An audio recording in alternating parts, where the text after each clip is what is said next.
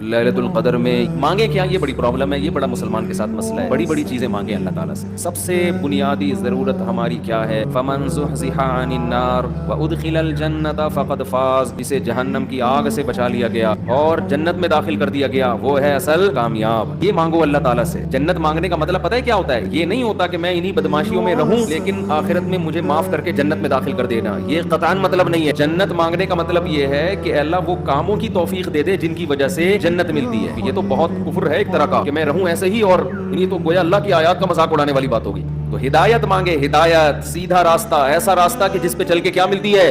جنت. اس راستے پہ چلا دے. یہ سب سے زیادہ مانگا کریں. اور جو دین کے کام میں لگے ہوئے ہیں وہ ایک اور دعا بہت زیادہ مانگا کریں، کیونکہ ان کو صرف جنت تھوڑی چاہیے، ان کو تو یہ چاہیے کہ ہمیں اللہ نے پیغمبروں کا وارث بنایا ہے تو ہم سے اے اللہ تو دین کا کام بہت زیادہ لے لے، جو ہمارا مقصد ہے، ہمارا ہدف ہے. عامی آدمی بھی یہ دعا مانگ سکتا ہے لیکن طلبہ اور علماء کے لیے اس کی اہمیت زیادہ ہے.